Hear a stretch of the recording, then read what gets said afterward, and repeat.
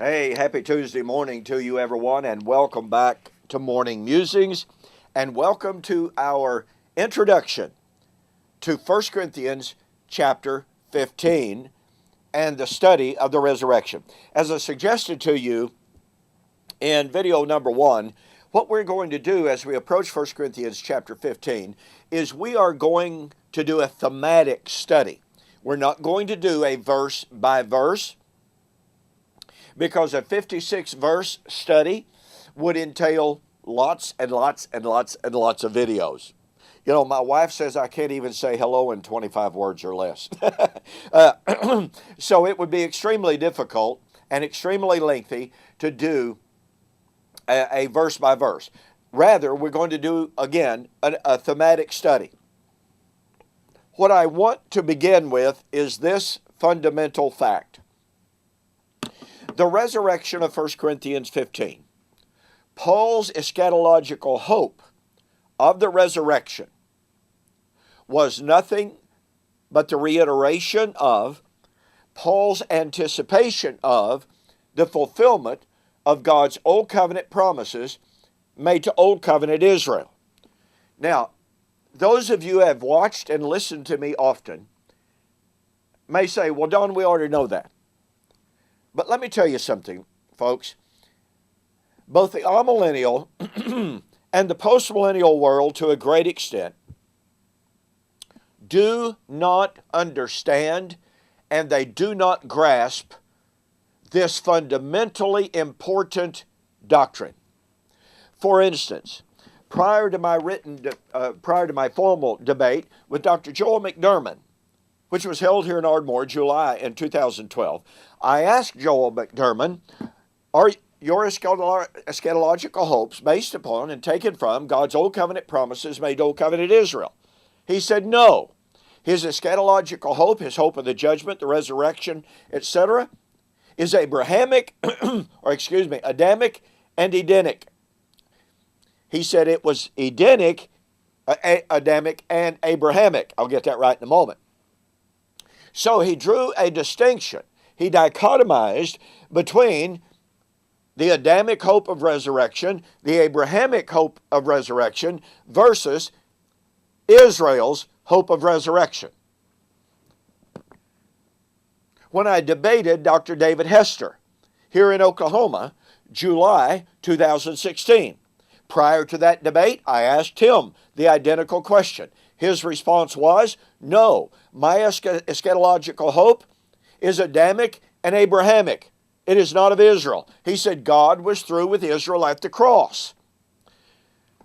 When I debated Steve Gregg in Denver some years back, I asked him the same question.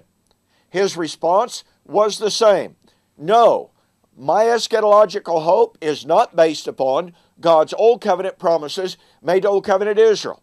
Steve Gregg argued that all of God's Old Covenant promises were fulfilled at the cross, Luke 21 and 22. Now, folks, let me tell you, this issue cannot be overemphasized.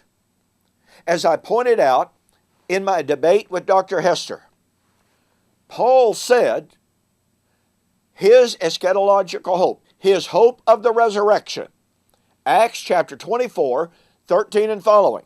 But this I confess to you, that after the way that they call a sect, so worship I the God of my fathers, believing all things that are written in the law, Moses and the prophets, that there is to be a resurrection of the just and the unjust. Where did Paul get his doctrine of the resurrection? From Moses, the law, and the prophets. In Acts chapter 26, 21 and following, Paul said, and now, having obtained help from God, I stand testifying both before kings and before all those who are in authority, saying no other thing, that what Moses and all of the prophets said, that there would be a resurrection, that Christ would be the first to be raised from the dead and would bring light and life to the Gentiles. Now, here is Paul affirming that his resurrection doctrine was taken from Moses and the prophets. So we have Paul, who wrote in 1 Corinthians 15 about the resurrection, saying that his resurrection hope was from Moses, the law, and the prophets. Now watch this. In 1 Corinthians 15, 54 and following, Paul said, when the mortal shall have put on immortality, and the corruptible shall have put on incorruptibility, then shall be brought to pass the saying, death is swallowed up in victory. O Hades, where is your victory? What's he doing?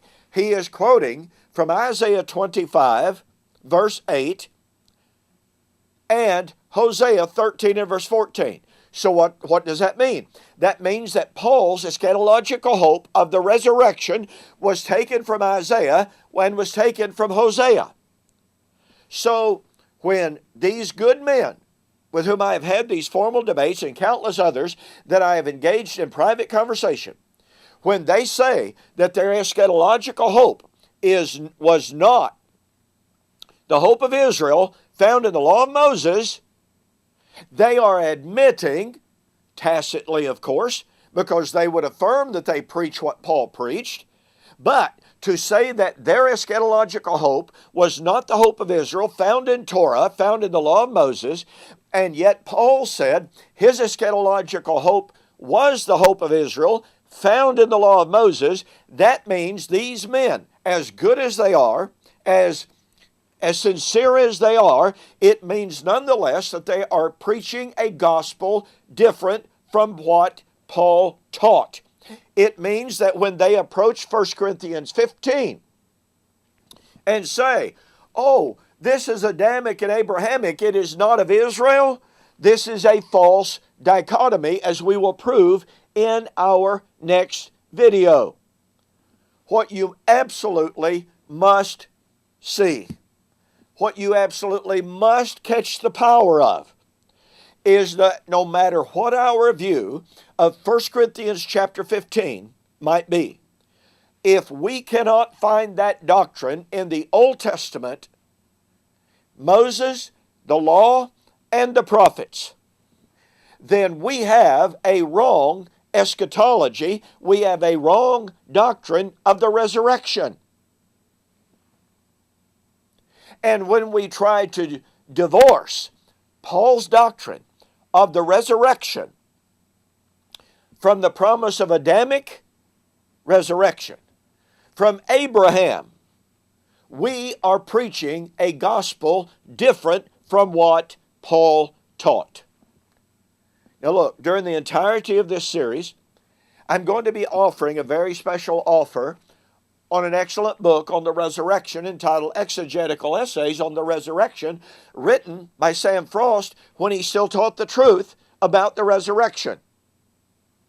This is an excellent exegetical work on the resurrection. I'll obviously be offering other works as well, but I want to tell you, if you want a firm foundational understanding of what Paul is saying in 1 Corinthians 15, you need to get a copy of this book.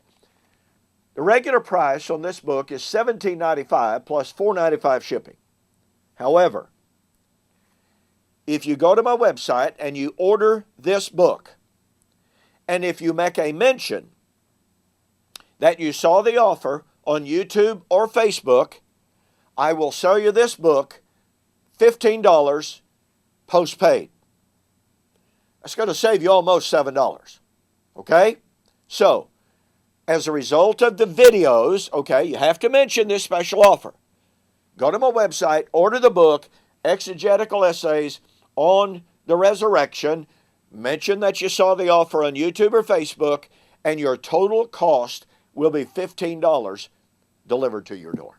All right? Now, in our next introductory video, I will demonstrate to you that not only was Paul's eschatological hope of the resurrection based upon Moses, the law, and the prophets, I will show you that the resurrection hope of Moses, the law, and the prophets was in fact the Adamic hope and was in fact the Abrahamic hope. Because as I pointed out in my debate with Joel McDermott, there is only one eschatological resurrection hope. Not two, not three, one eschatological hope. I will see you on the flip side.